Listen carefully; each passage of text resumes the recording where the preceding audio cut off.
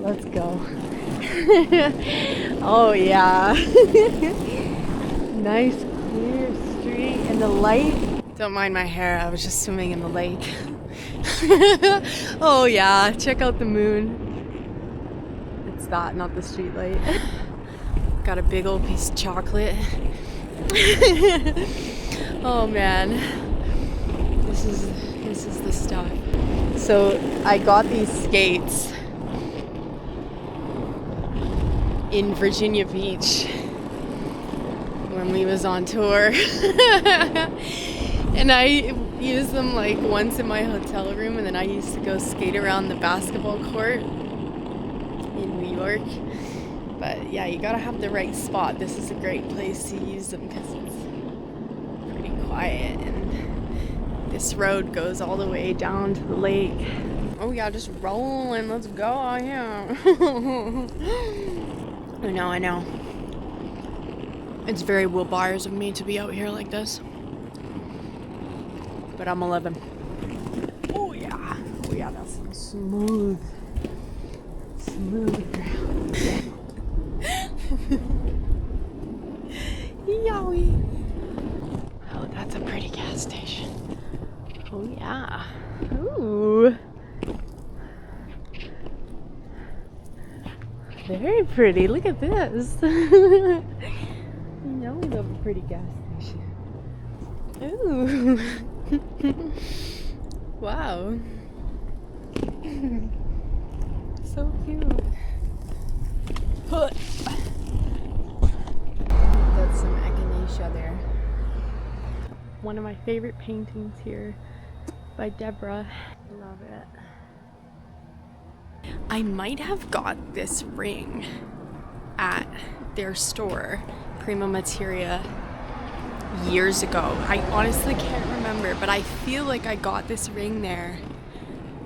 This a silver one. And it's been the one piece of jewelry that has not left. Most of my jewelry changes and leaves at some point. This one I've had ever since. Almost positive that's where I got it. So cool.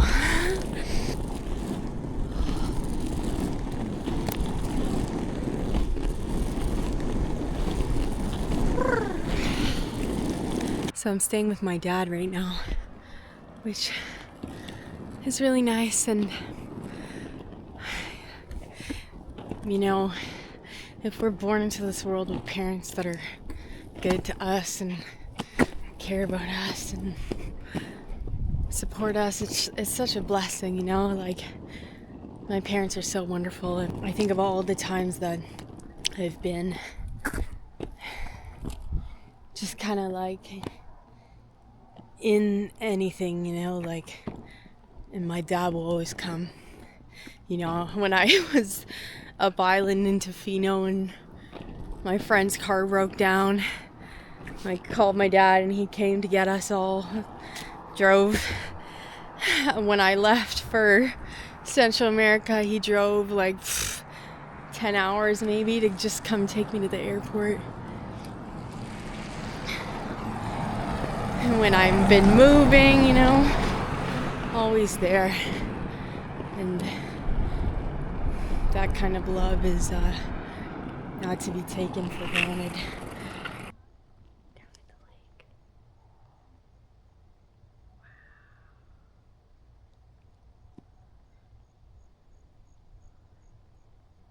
So still. Believe it or not.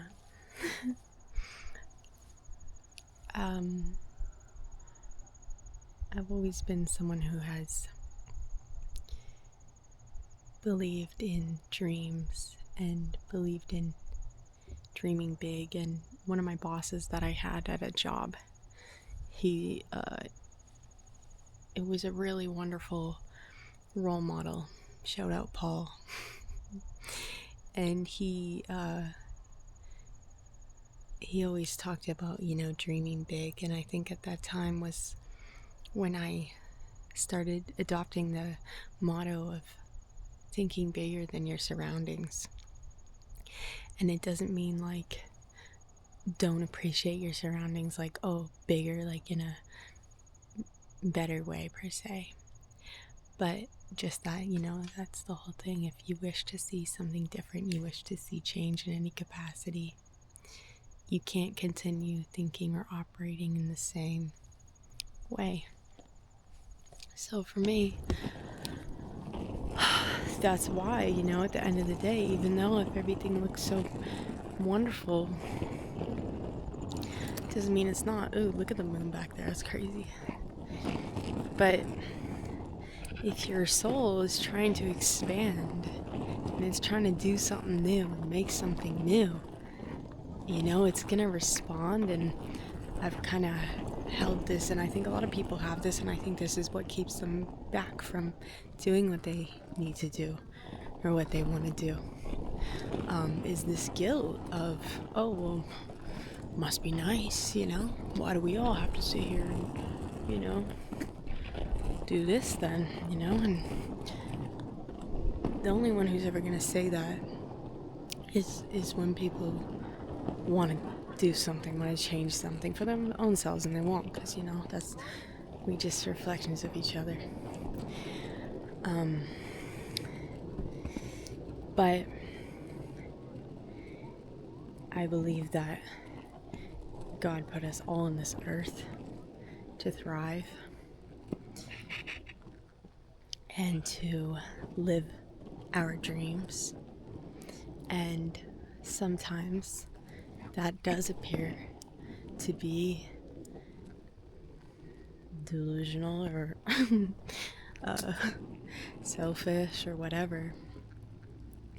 But to deny the spirit of what is flowing through you, and what is asking to be fulfilled,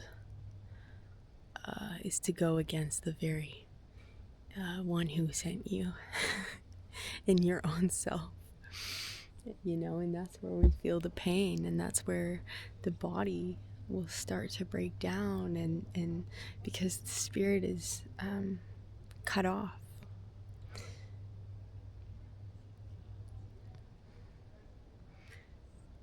And that's when we start to get ill, when we're not creating what our soul wishes to create, and the message that we are bringing here in our authentic expression.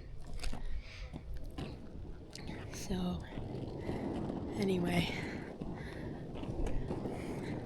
I'm just saying, you can be grateful and still recognize that your path is unique to you. And I talk about this all the time to my friends and my own self.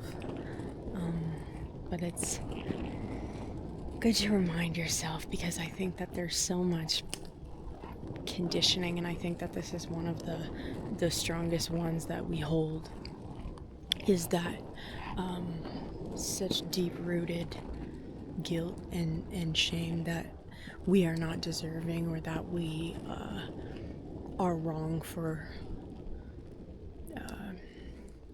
wanting more. But if we didn't, there would be no growth, there would be no expansion, right? What you see is your reality. Okay, that was hilarious.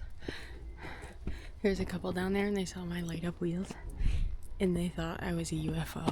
That might have been a person I don't know, but I can't see. And that's why we're always on wheels. Oh my goodness, in the darkness. It was probably a deer, but it could have been a bear or a person. Oh my goodness. That's one of the reasons I like the nighttime too, in the early morning, because especially in today, there's so much interference. And we're radio. We tune, and then we play the song. And in order to receive and transmit clearly, sometimes it feels like we're fighting a lot of interference distort the message, you know? Whew. So whatever you gotta do in order to bring your message through, do you. Because the world will keep doing its thing, as it always has, and that's great.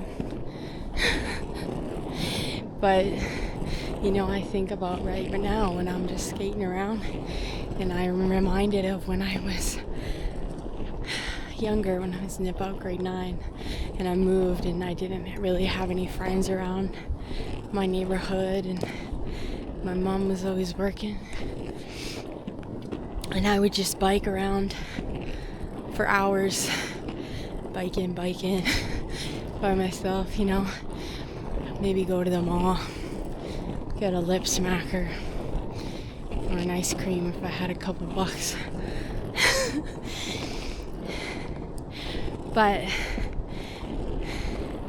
that time, because literally nothing has changed at all. Everything has changed, but nothing has changed. But that time allowed me such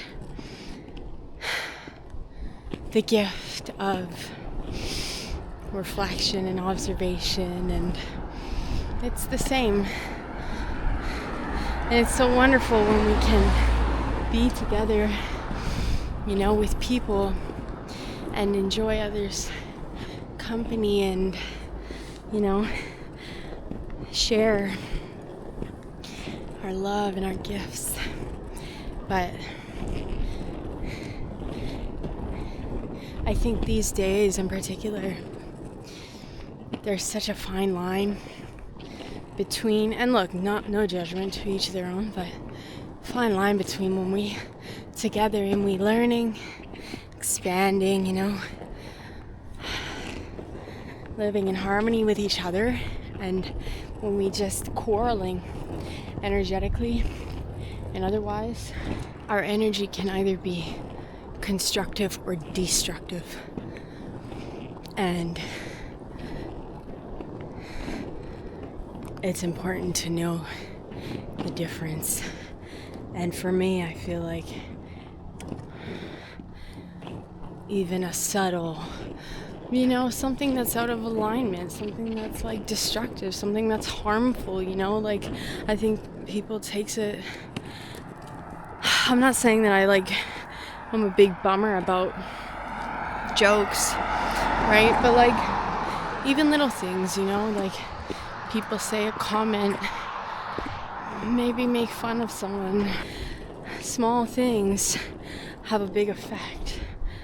Every thought, every word, every action that we do is done to ourselves and done to the world as a whole. And it is not, it doesn't just go away. You know, energy is not destroyed, it just moves on. So, I think it's important to be in a space from which we can take aligned action and be in the correct harmony for ourselves, and in being able to give those gifts. And sometimes that means that we gotta do things in a different way, do it in our own way.